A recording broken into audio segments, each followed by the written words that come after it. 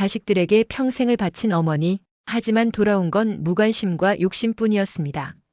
그런 어머니가 손녀에게만 모든 것을 남긴 진짜 이유. 그 속엔 아무도 몰랐던 가슴 찢어지는 사연이 있었습니다. 사연 시작 전 구독과 좋아요 버튼 눌러주시면 사연의 재미가 2배가 됩니다. 사연 이야기 시작합니다. 저는 하은입니다. 이 이야기는 제 할머니와 저에 대한 이야기예요.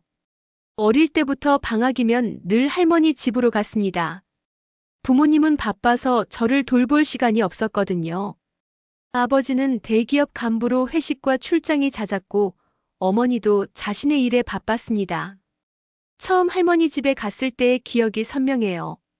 낡은 기와집이었지만 마당이 넓었고 장독대 옆에는 할머니가 기르시는 닭들이 돌아다녔습니다. 할머니는 항상 검은 고무신을 신고 계셨는데 그 발소리만 들어도 마음이 따뜻해졌어요.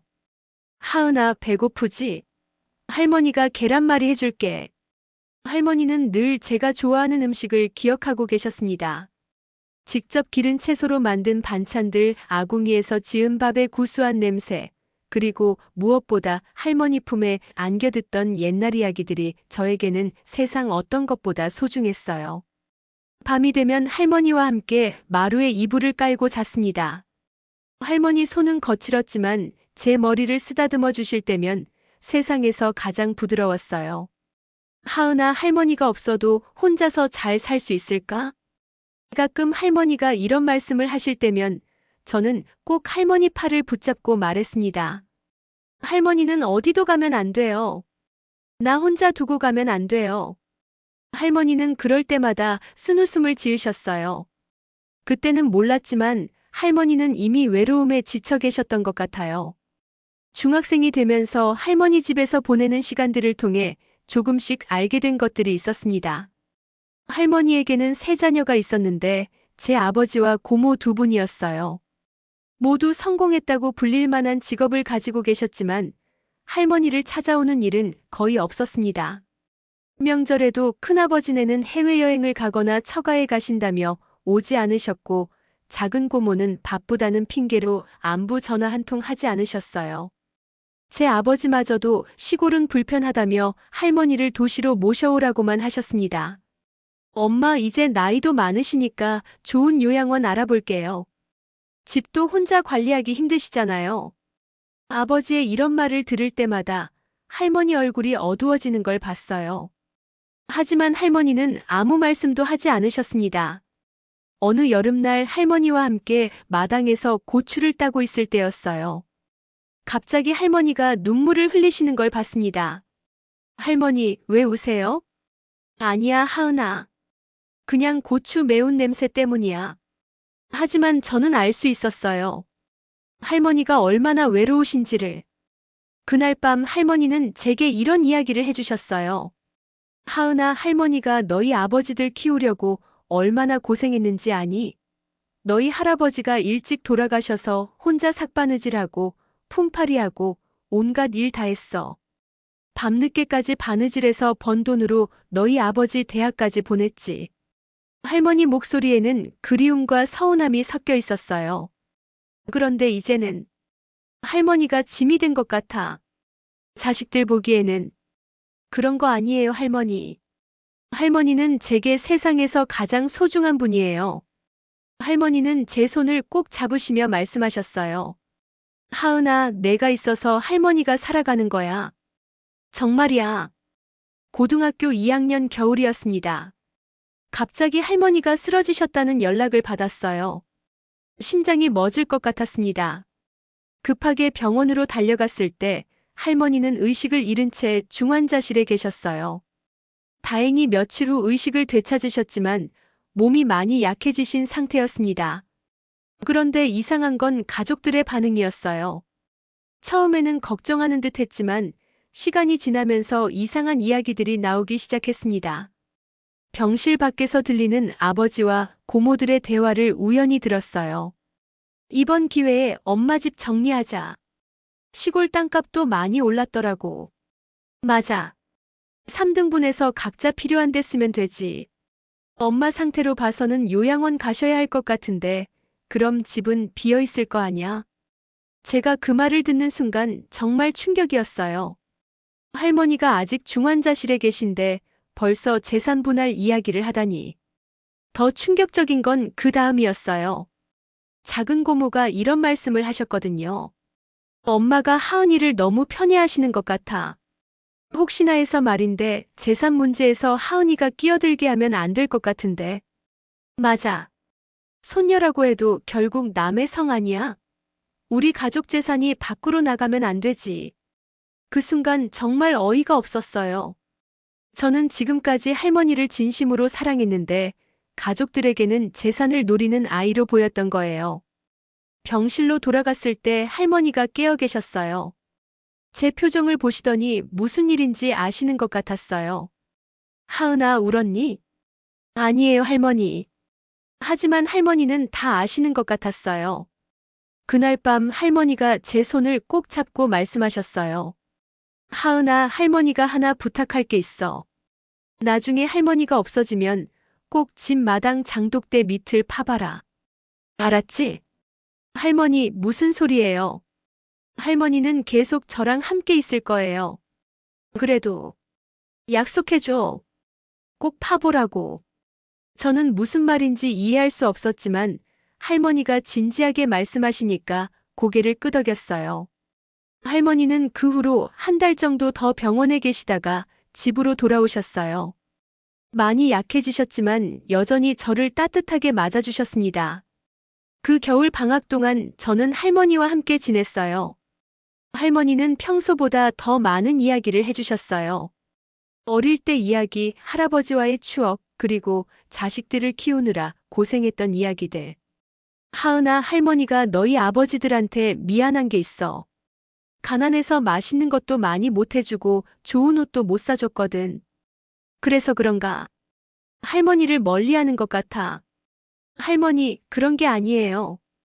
아버지들도 바쁘셔서 그런 거예요. 하지만 할머니와 저 모두 그게 진짜 이유가 아니라는 걸 알고 있었어요. 어느 날 밤 할머니가 갑자기 제게 이런 말씀을 하셨어요. 하은아, 할머니가 평생 모은 게 있어. 자식들한테는 비밀인데. 내가 나중에 어려울 때 쓰라고 모아둔 거야. 할머니, 무슨 말씀이세요? 장독대 밑에 할머니가 숨겨둔 게 있어. 금부치들이야. 평생 조금씩 모은 거지. 자식들은 모르게. 저는 깜짝 놀랐어요. 할머니가 그런 걸 숨겨두셨다니. 왜 아버지들한테는 말씀 안 하세요? 할머니는 쓴웃음을 지으셨어요. 걔들한테 주면 금방 써버릴 거야. 그리고 할머니를 진짜 사랑하는 건 너뿐이거든. 그 말씀을 들으니 가슴이 아팠어요. 할머니가 얼마나 외로우셨을지. 새학기가 시작되고 한 달 후 할머니가 돌아가셨어요. 잠들듯이 평화롭게 가셨다고 했어요. 부고를 받았을 때 정말 세상이 무너지는 것 같았습니다. 장례식장에서 할머니와 마지막 인사를 드릴 때 정말 많이 울었어요. 할머니가 더 이상 제 머리를 쓰다듬어 주실 수 없다는 게, 더 이상 제게 따뜻한 말씀을 해주실 수 없다는 게 믿어지지 않았어요. 장례를 마치고 일주일 후 변호사님이 유언장을 공개했어요. 가족들이 모두 모인 자리에서 유언장을 읽는데 그 내용을 듣고 모두가 깜짝 놀랐어요. 윤옥순 여사의 유언에 따라 재산을 다음과 같이 배분합니다. 첫째 아들 윤철수 씨에게는 시골집 동쪽 작은 방 하나, 둘째 딸과 셋째 딸에게는 별도 유산 없음, 그리고 손녀 김하은 양에게는 본체와 대지 전체, 그리고 마당 장독대 밑에 보관된 금괴 3개를 포함한 모든 재산을 상속한다고 되어 있습니다. 그 순간 방안이 조용해졌어요. 그러다가 고모들이 먼저 반발하기 시작했습니다. 이게 말이 되나요? 손녀가 모든 걸 가져간다고요? 유언장이 가짜인 것 같은데 확인해 봐야겠어요. 아버지도 당황스러워 하셨어요. 하은아, 너 할머니한테 뭔가 말한 거 있니? 저는 아무 말도 할 수 없었어요. 할머니가 마지막에 하신 말씀들이 떠올랐지만 가족들 앞에서 말하기가 어려웠어요. 변호사님이 설명해 주셨어요. 유언장은 법적으로 완벽하게 작성되었습니다. 고인께서 직접 변호사 사무실에 오셔서 정신이 온전한 상태에서 작성하신 것이고 증인도 있습니다. 그제야 저는 깨달았어요. 할머니가 마지막에 제게 했던 말씀들, 장독대 밑을 파보라고 하신 것, 모든 게 진짜였다는 걸. 유언장 공개 후 며칠 동안 가족들 사이에 큰 갈등이 있었어요. 고모들은 유언장 무효 소송을 하겠다고 하셨고, 아버지도 저에게 상속을 포기하라고 하셨어요. 하은아, 내가 다 가져가면 안 되지. 아버지들한테도 나눠줘야 하는 거 아니야? 하지만 저는 할머니의 마지막 부탁을 지키고 싶었어요. 며칠 고민하다가 혼자 할머니 집에 갔습니다. 집은 텅 비어 있었고 할머니 냄새만 희미하게 남아 있었어요. 마당에 나가서 장독대 밑을 파보았습니다. 정말로 작은 함이 묻혀 있었어요. 함을 열어보니 금괴 3개와 함께 편지 한 통이 들어 있었어요. 할머니가 제게 쓰신 편지였습니다. 사랑하는 하은아, 할머니가 이 편지를 쓰는 지금 내가 이 글을 읽고 있다면 할머니는 이미 하늘나라에 가 있을 거야. 하은아, 할머니가 왜 너에게만 모든 걸 남겼는지 궁금하지? 자식들한테는 미안하지만 할머니를 진정으로 사랑해준 건 너뿐이었거든. 할머니가 평생 고생해서 자식들 키웠지만 그 아이들은 할머니를 부담스러워했어. 할머니가 아프다고 해도 바쁘다며 오지 않고 할머니 집은 팔아서 요양원에 보내려고만 했지. 하지만 너는 달랐어. 어릴 때부터 할머니 곁에 있어주고 할머니 이야기를 들어주고 할머니가 외롭지 않게 해줬어. 그게 할머니한테는 세상 어떤 것보다 소중했단다. 이 집과 이 금괴들은 할머니가 평생 너를 위해 모은 거야. 내가 어려울 때 도움이 되길 바라고 내가 행복하게 살았으면 좋겠어. 그리고 하나 더 부탁이 있어. 이 집을 혼자만 쓰지 말고 다른 사람들도 도울 수 있는 곳으로 만들어줬으면 좋겠어. 할머니처럼 외로운 사람들이 따뜻함을 느낄 수 있는 곳으로 말이야. 하은아, 할머니는 내가 자랑스러워. 앞으로도 착하고 따뜻한 마음을 잃지 말고 살아가렴. 사랑한다, 우리 하은아. 할머니가 편지를 읽으면서 정말 많이 울었어요. 할머니가 저를 얼마나 사랑하셨는지, 그리고 얼마나 외로우셨는지 알 수 있었어요. 편지를 읽고 나서 제 마음이 정해졌어요. 가족들의 반대가 있더라도 할머니의 뜻을 따르기로 했습니다. 우선 할머니 집을 리모델링 했어요. 낡은 부분들을 고치고 본체는 작은 도서관으로 만들었어요. 할머니가 좋아하셨던 마루는 그대로 두고 그 위에 책장들을 설치했습니다. 마당에는 할머니가 기르시던 꽃들을 다시 심었고 장독대도 그대로 두었어요. 사랑방은 마을 어르신들이 모여서 차도 마시고 이야기도 나눌 수 있는 공간으로 만들었습니다. 도서관 간판에는 이렇게 적었어요. 할머니가 나에게 남긴 집 마이너스 모두에게 열린 마음입니다. 도서관을 열고 나서 정말 많은 분들이 찾아오셨어요. 마을 아이들은 방과 후에 와서 숙제도 하고 책도 읽었고 어르신들은 오후에 모여서 차도 마시고 이야기꽃을 피우셨어요. 특히 혼자 사시는 어르신들이 많이 오셨는데 그분들을 보면서 할머니 생각이 많이 났어요. 할머니도 이런 곳이 있었다면 덜 외로우셨을 텐데 하는 생각이 들었어요. 처음에는 가족들이 많이 반대했지만 시간이 지나면서 조금씩 이해해 주시기 시작했어요. 특히 아버지가 어느 날 도서관에 찾아오셨을 때 할머니가 얼마나 외로우셨는지 깨달으셨나 봐요. 하은아, 미안하다. 아빠가 할머니한테 잘못했나 보다. 아버지 목소리가 떨리고 있었어요. 할머니가 이런 걸 원하셨구나. 사람들이 모여서 따뜻하게 지낼 수 있는 곳을. 그날 아버지와 함께 할머니 사진 앞에서 차를 마시며 이야기를 나누었어요. 아버지도 할머니를 사랑했지만 어떻게 표현해야 할지 몰랐다고 하셨어요. 그리고 바쁘다는 핑계로 할머니 곁에 있어드리지 못한 걸 후회한다고 하셨어요. 고모들도 나중에는 도서관 운영을 도와주셨어요. 작은 고모는 매달 도서관에 책을 기증해 주시고 큰 고모는 가끔 아이들 간식을 만들어 가져다 주셨어요. 지금 저는 대학생이 되었어요. 주중에는 서울에서 공부하고 주말마다 시골에 내려와서 도서관을 운영합니다. 도서관에는 할머니 사진을 걸어두었어요.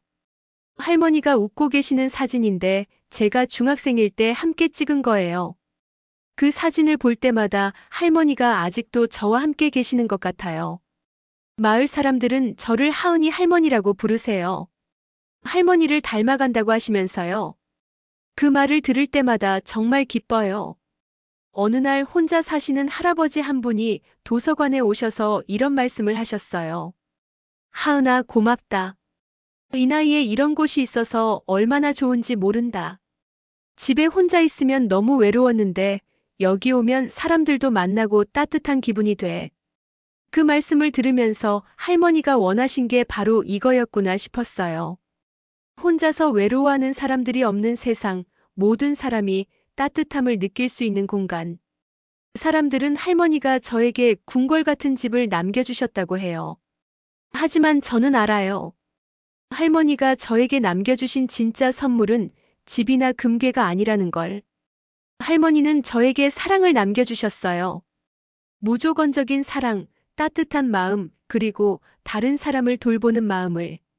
할머니와 함께 보낸 시간들을 통해 저는 진짜 소중한 게 무엇인지 배웠어요. 자식들에게는 쪽박만 주시고 저에게는 모든 걸 주신 것도 사실은 할머니 나름의 교육이었을지도 몰라요. 진짜 사랑이 무엇인지 가족이란 혈연보다는 마음이라는 걸 알려주시려고 하신 건지도 모르고요. 지금도 가끔 꿈에 할머니가 나타나세요. 여전히 검은 고무신을 신고 계시고 제 머리를 쓰다듬어 주시면서 말씀하세요. 하은아, 잘하고 있구나. 할머니가 자랑스럽다. 꿈에서 깨면 할머니가 그리워서 울곤 하지만 동시에 행복해요. 할머니의 사랑을 받고 자란 제가 이제는 다른 사람들에게 그 사랑을 나누어 줄 수 있으니까요.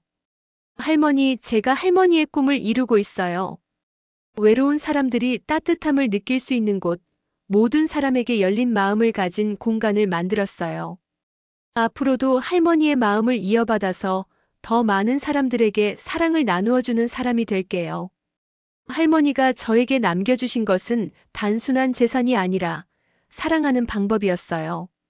그리고 그 사랑은 지금도 계속해서 많은 사람들에게 전해지고 있습니다. 할머니 사랑해요. 그리고 고마워요.